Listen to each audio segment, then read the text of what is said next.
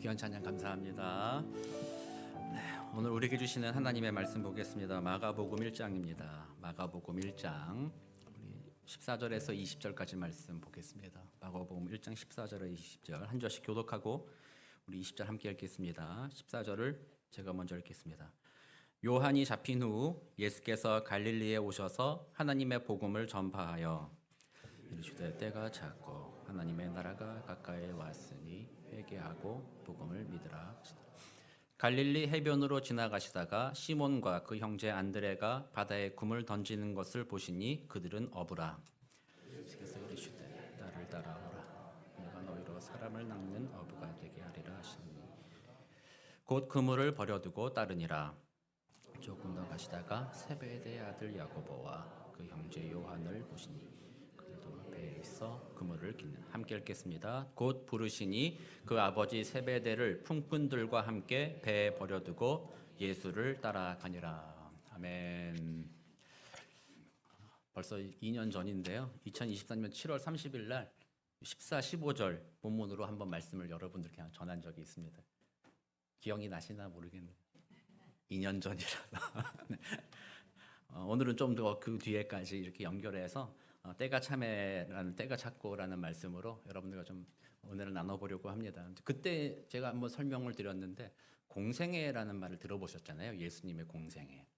그래서 공생애가 있으니까 사생애도 있다. 이렇게 이해할 수 있죠. 그러나 이 공생애 사생애가 아니라 공적인 활동이거나 또는 개인적인 활동을 뭐 공생애 사생애 이런 의미에서 공생애가 아니라 공개되었다라는 의미거든요. 그래서 예수님께서 본격적으로 본인의 사역을 사람들 가운데 드러내 보이셨던 것들, 그런 삶을 사신 것을 바로 이제 공생애라고 이야기하죠. 그래서 예수님이 어린 시절은 우리가 감추어져 있죠. 뭐 태어나실 때는 우리가 기록되어 있지만 어린 시절은 감추어져 있고 이제 30살쯤 되셔가지고 본격적으로 하나님의 사역을 하나님이 이 땅에 보내신 그 뜻을 이루시는 사역을 시작하게 되죠. 그래서 그때로부터 이제 사람들에게 예수님이 드러나기 시작했고 그것을 기록한 것, 이 복음서를 통해서 그 생애를 공생애라고 이렇게 이야기합니다.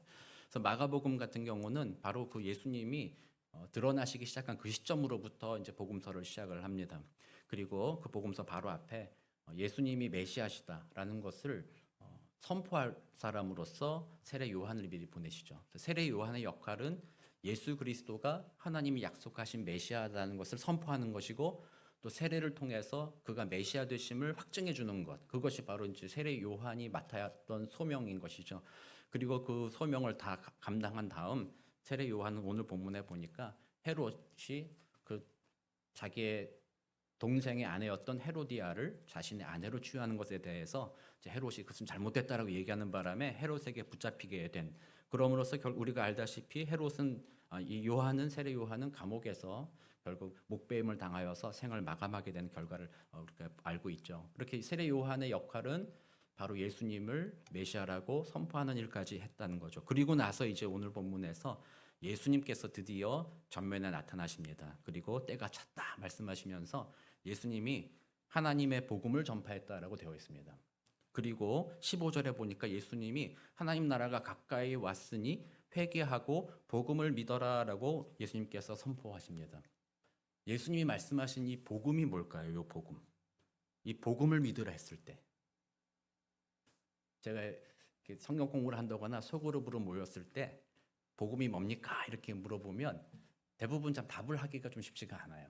뭔지는 알아요. 그렇지만 구체적으로 설명하기가 좀 쉽지 않아서 뭐 복음 뭐 예수 믿는 것 아닙니까? 뭐 이렇게 예수님이 날 위해 십자가에 죽으신 것 아닙니까? 뭐 이렇게 간단하게 설명하시는데요. 제가 한번 짧게 한번 복음을 요약해 볼게요. 우리가 믿고 있는 것이 바로 그 복음이라면 첫 번째 하나님은 창조주이시다. 하나님은 세상의 주인이시다. 왕이시다는 거죠. 그러나 인간이 그 하나님을 배신하고 자기 스스로 왕이 되고자 했다. 그러므로 인간이 하나님 앞에 죄인이 되어 하나님과 인간 사이의 관계는 멀어졌다. 이 인간과 하나님 사이의 관계를 회복하기 위해서 인간이 스스로의 힘으로는 구원할 수 없다. 그러므로 하나님 자신 되시는 예수 그리스도가 이 땅에 오셔서 우리의 모든 죄를 대신 지시고 십자가에 죽으셨다. 그리고 우리와 하나님 사이의 관계를 회복시키셨다. 마지막은 뭐예요? 누구든지 그 예수를 구주로 믿는 자마다 하나님의 자녀가 되는 권세 또는 구원의 은혜를 선물로 입는다. 이게 복음의 간단한 요약이잖아요. 자, 그러면 이제 생각해 보겠습니다.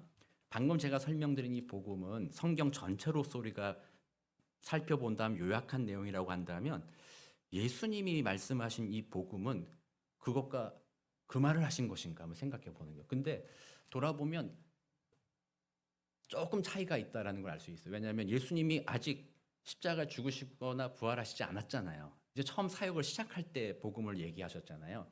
그러니까 복음을 믿으라라고 얘기했는데 아직 본인이 이루실 십자가에 죽으시고 부활하실 것이 아직 이르지 않았기 때문에 사람들이 그게 무슨 말인지 모를 수 있다라는 거예요. 그래서 예수님께서는 앞으로 그런 일들이 있을 거니까 장차 그 일을 믿어라. 이런 의미로서 지금 복음을 사용한 것은 아니다라는 거예요. 지금 예수님 말씀하신 복음은 보다 포괄적이고 보다 근원적인 복음을 말씀하시는 거고요. 제가 여러분들께 우리 기독교 신앙에서 정리하여 드린 이 복음의 내용은 개인적인 차원에서의 이야기인 거예요. 우리가 어떻게 그 복음 안에 들어갈 수 있는가, 그 자격에 대해서 말하는 그 작은 의미로서의 복음을 제가 요약 정리한 것이고, 성경에서 우리 예수님이 말하는 그것보다 좀 더 큰 의미에서 복음을 이야기한다라는 거예요. 우리가 이걸 구별하지 않으면, 그래서 잘 생각해 보지 않으면 작은 의미의 복음만을 우리가 받는단 말이죠. 그래서 이것만 생각하다 보면 나의 개인의 구원만을 생각하게 돼요. 그래서 예수 믿음으로써 죄가 씻겼다라는 점, 그리고 나는 영원한 하나님 나라에 이제 영생을 산다라는, 어떻게 보면 자기중심적인 신앙으로 머무를 수가 있다라는 거죠. 그동안은 우리가 개인적인 구원이 너무나도 중요했기 때문에 요 좁은 의미의 구원 복음을 많이 강조해 왔어요. 그러나 성경 전체를 봤을 때 예수님은, 또 성경은 큰 의미의 복음을 이야기하고 그 작은 부분의 복음을 그 안에 담고 있다라는 거예요. 그래서 오늘 우리는 그걸 한번 정리해 보도록 할 거예요. 그렇다면 예수님이 복음이라는 이 단어를 쓰셨는데 헬라어로 이 복음이라는 단어가 뭔지 많이 들어보셨죠? 유앙겔리온이라고 합니다. 이거를 이제 영어 단어로 에반겔리즘이라고 얘기도 하고, 또 굿뉴스, 가스펠 이런 식으로 이야기하기도 하잖아요. 근데 유앙겔리온이라는 이 단어가 원래 그 의미 자체가 좋은 소식이라는 뜻을 가지고 있어요. 좋은 소식. 그래서 좋은 소식이라고 한다면 어떤 게 좋은 소식이에요? 누군가 몸이 아팠는데 병이 낫다더라. 좋은 소식이죠. 누군가 자녀가 좋은 대학에 입학했다거나 직장에 취직했다더라. 이런 것도 좋은 소식이잖아요. 그러니까 좋은 소식이라고 말하면 그냥 뭉뚱그려서 보통 명사죠. 어떤 것이든 우리에게 기쁨을 주고 좋은 그런 것이라면 좋은 소식이다 이렇게 말할 수 있잖아요. 근데 예수님이 살던 이 당시에 이 유앙겔리온이라는 좋은 소식이라는 단어는요, 그런 보통의 의미를 가진 것이 아니라 고유명사처럼 쓰였어요. 여기에 담고 있는 특별한 의미가 있었어요. 그래서 그런 특별한 상황에만 이 유앙겔리온이라는 말을 썼거든요. 그래서 오늘 그 의미를 생각해 볼 때, 그걸 이해했을 때 예수님이 말한 하나님의 복음, 여기서 말한 하나님의 복음이 무슨 의미인지를 우리가 이해할 수가 있게 되는 거예요. 제가 그 복음 유앙겔리온 설명을 할 건데요. 역사 설명이거든요. 잘 들어보셔야 돼요. 저는 이렇게 설교 준비하면서 하나님은 참 위대하시다는 걸 다시 깨달아요. 우리가 늘 들어왔겠지만 예수님 오시기 전에 헬라어를 통해서 그 근동 지역이 모든 사람들이 헬라어를 씀으로써 의사소통에 막힘이 없도록 하셔서 복음 전파의 도구로 쓰셨다는 것이 얼마나 놀라운 일이에요. 또 로마를 통해서 길을 막 여셔가지고 사람들이 그 길을 따라서 열방 가운데 복음을 전하러 가는 것이 가로막힘이 없었다라는 게 얼마나 놀라운 일이에요. 그런 것들이 하나님이 일하시는 방식, 하나님이 역사 속에 주관하시고 섭리로 다스리신다라는 것을 우리가 보게 되잖아요. 근데 오늘 저는 예수님의 이 복음의 내용을, 그 배경을 생각해 보면서 이것도 역시 하나님께서 우리에게 정말로 하나님의 뜻을 알려주고자 사용하셨구나라는 것을 다시 확인하게 되고요. 우리들의 삶을 이런 식으로 적용해 봐야 돼요. 삶이 그냥 우연이 된 것이 아니라 우리가 살아가는 삶의 모든 과정, 역사의 흐름, 모든 것이 하나님의 섭리 가운데 우리로 하여금 뭔가 하나님의 뜻을 알게 하신다라는 그런 관점으로 우리 세상을 보게 된다라는 거죠. 설명을 좀 이렇게 어려운 설명인데 다시 말씀을 드리면, 로마가 공화정에서 제정으로 넘어가던 시기가 있었어요. 예수님이 오시기 한 40년, 50년 전 이야기죠. 공화정에서 제정으로 넘어가요. 공화정이라는 거는 여러 사람이 다스리는 정치 체제를 말해요. 한 사람이 다스리는 것이 아니라. 그래서 거기는 집정관이 있었고 독재관이 있었죠. 그 여러 사람이 법에 의해서 다스리는 곳이 바로 제정이에요. 리퍼블릭이라고 우리가 번역을 하죠. 그래서 우리 북한도 리퍼블릭이잖아요. 북한도.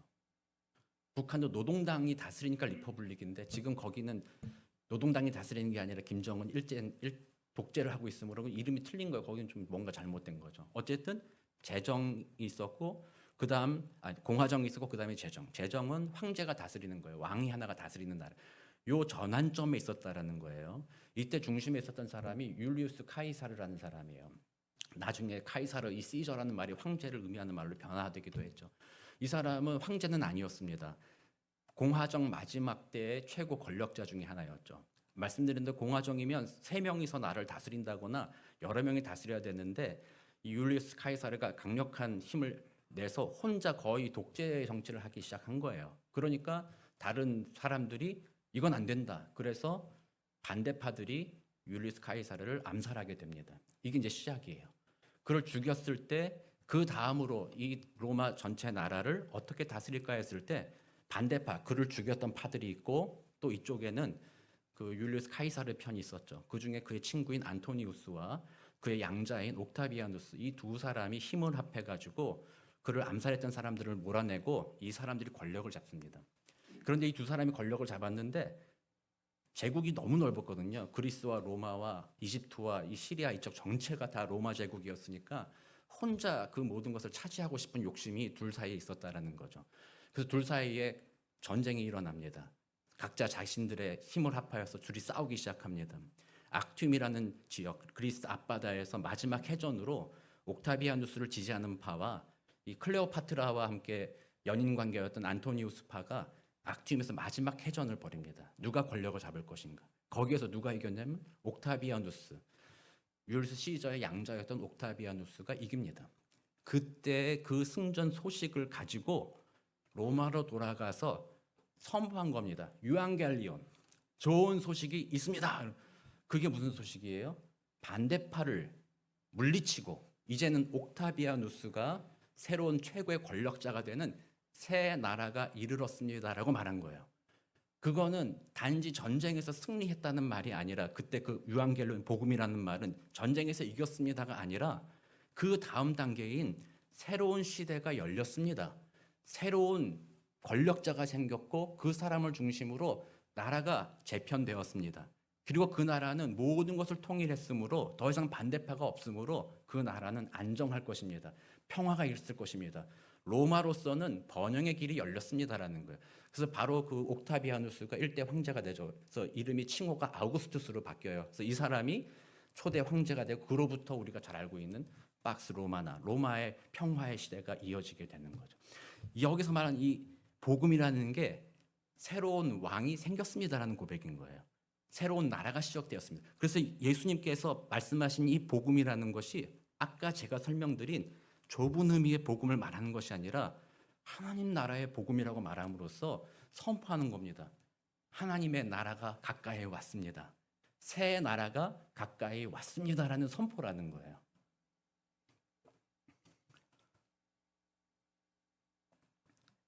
예수님께서는 그 나라가 다가왔으니 이제 어떻게 하라고 해요? 회개하라. 그리고 그 복음을 믿어라. 이 복음을 믿으라는 것은 하나님이 왕이 되신 그 나라가 이곳에 온다는 것을 믿으라는 거예요. 자,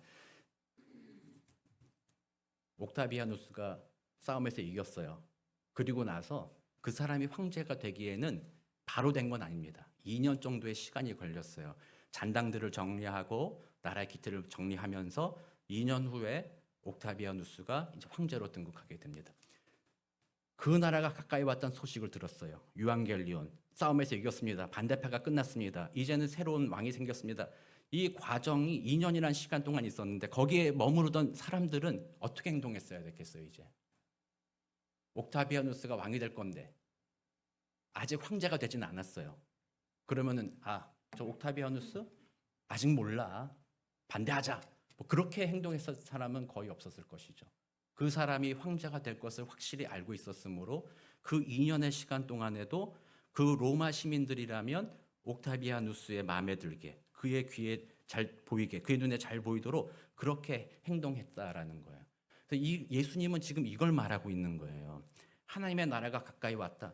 이제 예수님이 재림하셔서 이 땅에 오셔서 그 완벽한 하나님의 나라를 회복할 거라는 거죠. 예수님이 왕이 되신, 하나님이 왕이 되신 그 완벽한 하나님의 나라를 반드시 회복하실 거라고 말씀하십니다.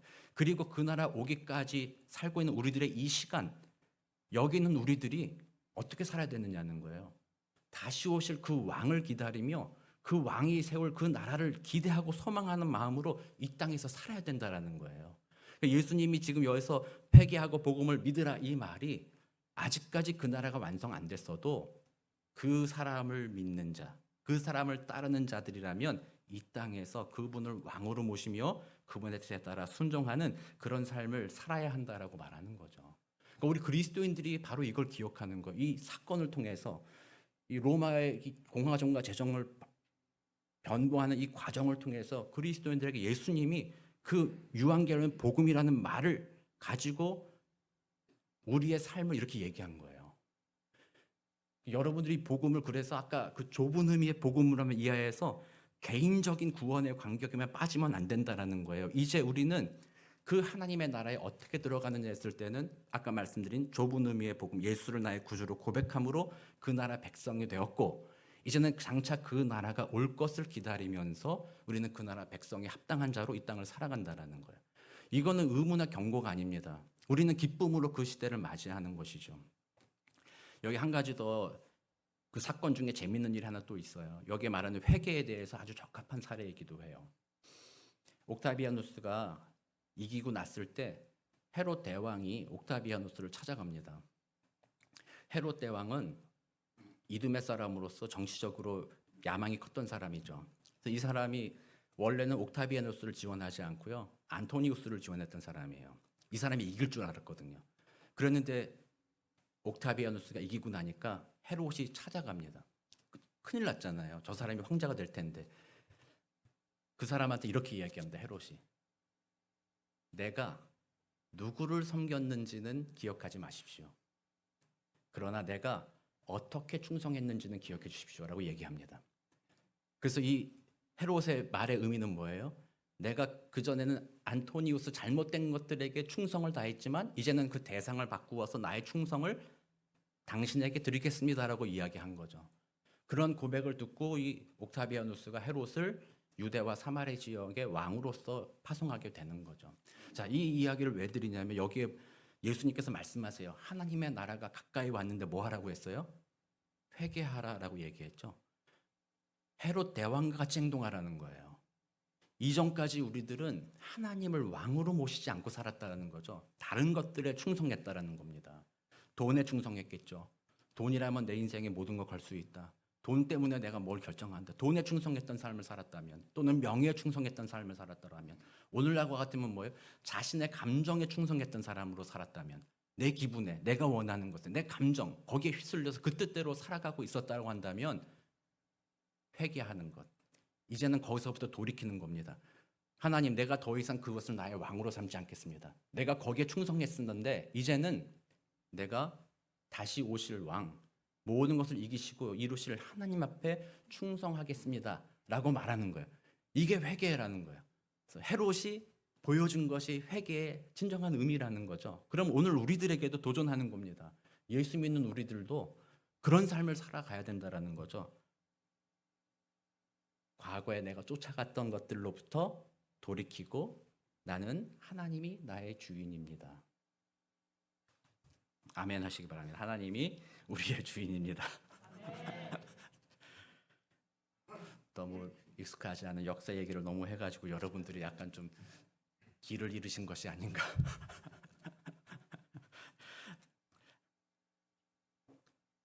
핵심은 이겁니다. 하나님의 나라가 가까이 있다. 그러니 우리는 그 나라 상속받을 자들이다. 그러니 과거에 허망한 것들에 굴복했었다면 돌이켜라, 회개하자. 하나님 앞에 돌아가자. 하나님의 말씀을 알자. 하나님의 뜻을 알자. 그리고 그 나라를 억지로가 아니다라는 거죠. 그 영광스러운 하나님의 나라를 소망하기 때문에 오늘 우리는 그 하나님을 왕으로 모시면서 이 땅을 살아간다라는 것입니다. 졸리시니까 다른 얘기 하나만 하겠습니다. 제가 어릴 때 동요가 있었어요. 동요. 1945년 해방 직후에 나온 동요예요. 윤석중이라는 분이 작사하셨고 박태준이라는 분이 작곡하셨던 동요입니다. 새 나라의 어린이는 일찍 일어납니다. 잠꾸러기 없는 나라, 우리나라 좋은 나라. 잠꾸러기였었나 봐요. 2절 새 나라의 어린이는 서로 돕습니다. 욕심쟁이 없는 나라, 우리나라 좋은 나라. 새 나라의 어린이는 몸이 튼튼합니다.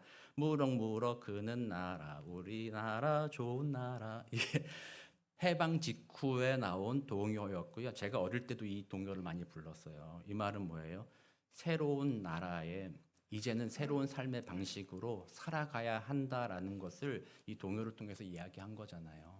그 나라를 믿는다면, 그 나라에 속했다면 이제 새로운 삶의 방식을 살아야 한다라고 이야기하고 있는 것이죠. 예수님의 복음은 바로 그겁니다. 하나님의 나라가 다가왔다. 그리고 그 하나님의 나라를 사모하는, 승리가 있으므로 사모하는 하나님의 백성들을 내가 모을 것이다. 그들은 나를 구주로 삼아 장차 내가 십자가에서 죽고 부활한 그것을 믿는 믿음으로 그 나라의 백성이 되었다. 그들에게는 영원하신 하나님의 나라가 약속되어져 있다라는 것을 선포하시고 그것을 믿는다면, 그 복음을 믿는다면 이제 회개하고 돌이켜라. 오늘 본문의 제목을 제가 때가 찼고라고 말씀을 드렸습니다. 이 때가 찼고라는 이 표현이 단지 하나님의 나라가 다가왔다라는 거기에만 적용할 것은 아닙니다. 그것은 분명히 하나님의 때가 되어서 예수님을 통해서 이미 선포되었습니다. 그러나 이 때가 찼고는 동시에 오늘 우리들에게도 다시 말씀하시는 것입니다. 여러분들에게도 때가 찼습니다. 그동안 세상살이에 살아가면서 하나님이 아닌 다른 것들에 충성했던 때는 이제 지나갔습니다. 그 모든 때가 찼다는 겁니다. 오늘부터 정말 저와 여러분에게 간절하게 간구하고 이루어지기를 원하는 것은 하나님을 우리들의 왕으로 모시는 것입니다. 그분이 나의 주인 되심을 진실로 고백하는 것입니다. 그리고 그 나라에 우리가 이미 예수의 십자가의 보혈로 그 나라 시민 되었다는 것을 확인하면서 이제는 내가 그 나라를 소망하며 오늘을 살겠다라고 다시 한번 삶을 돌이키는 것입니다. 세상과 구별된 삶을 살기 시작하는 것이죠. 그렇게 하나님을 사모하게 된다면 하나님을 더욱 알고 싶어지지 않겠습니까? 왕 되신 하나님, 다시 오실 그 하나님, 그분을 더 알고 싶고 그분과 더 친밀해지고 싶지 않겠습니까? 그분을 더 배우고 싶지 않겠습니까? 여러분들이 신앙생활 한다고 하면서도 하나님으로부터 얼마나 멀리 떨어져 있습니까? 일주일의 매일의 삶의 시간 동안 우리가 그 하나님을 사모하고 그 안에서 평안과 기쁨을 누리기보다는 세상살이에 지치고 세상살이에서 스트레스 받고 힘들고 어려운 삶을 얼마나 오래 살아가고 있습니까? 이제 우리들의 눈을 들어서 가까이 다가온 그 완성될 하나님의 나라를 바라봅니다. 그리고 그 나라로 우리를 인도하여 주신 예수 그리스도의 십자가의 공로를 다시 생각해 봅니다. 그리고 그 안에서 우리는 위로받습니다. 아, 곧 오실 거야. 곧 오실 거야. 내가 당한 이 경주, 고난의 경주 곧 지나갈 거야. 참아야지. 어리석은 사람은 그날이 올 것을 알면서도 잠시 잠깐 고통이 다가고 힘들다고 해서 그 믿음을 버리는 것이죠. 그 주인을 배신해 버리는 것이 얼마나 어리석은 자들입니까? 우리는 그 믿음을 확실하게 붙잡는 것입니다. 다시 오시지. 하나님 다시 오시지. 그러므로 지금 잠깐 당하는 고난, 그것은 내게 중한 것이 아니야. 견디자, 인내하자. 그리고 그날은 올 것이다. 그렇게 우리는 믿음으로 이 땅을 살아가는 것입니다. 그것이 그리스도인들이 세상과 구별된 삶의 모습 아니겠습니까? 고통스럽다고, 힘들다고, 아까 우리 찬양에 짜증이란 단어가 있어가지고 저런 단어도 있구나 해서 좀 제가 인상 깊게 봤는데, 짜증난다고, 기분 나쁘다고, 하나님의 뜻에 따라 순종하는 것은 내팽개치고 거기에 마음 빼앗겨서 살아감으로써 세상 사람들과 전혀 다를 바 없는, 마치 소망이 없는 자와 같이, 하나님의 나라가 올 것이라는 그 소망을 잃어버린 자와 같이 살아갈 때가 얼마나 많았었습니까? 그러므로 이번 한 주 다시 한번 주님 앞에 기도하고, 성령님 나의 마음을 만져주십시오. 하나님을 더 알게 하옵소서. 그 나라를 더 소망하게 하옵소서. 그 나라가 올 것을 기억하며 오늘 우리들의 삶을 회개하고 하나님이 기뻐하신 삶, 하나님을 나의 주인으로 모시는 삶을 살게 하옵소서. 그래요. 정말 그 나라 올 것을 모르는 많은 사람들에게 내가 그 나라가 가까이 왔다, 그 나라는 복된 나라다는 것을 증거하고 나타내주는 복된 한 주를 살게 하옵소서. 기도하시며 승리하게 되시는 복된 저와 여러분 되시기를 우리 구주 예수 그리스도의 이름으로 축복합니다. 기도하겠습니다. 사랑과 은혜가 많으신 하나님, 감사합니다. 때가 찼습니다. 참 오랫동안 하나님을 믿는다고 하면서도 하나님을 나의 왕으로 모시지 못하고 세상의 것들과 나의 감정을 왕으로 모시며 살아왔던 것을 주님 앞에 회개합니다. 이 시간 나의 마음을 완전히 돌이키게 되기 원합니다. 올해 창립 25주년, 올 한 해 정말 우리들의 때가 찼습니다. 우리 모두가 마음을 돌이켜 하나님을 나의 왕으로 모시고 다시 오실 왕에 대한 그 소망을 품고 오늘 주어진 복된 삶을 살아갈 수 있도록 주님 도우시고 인도하여 주옵소서. 감사드리며 살아계신 우리 구주 예수 그리스도의 이름으로 기도드립니다. 아멘.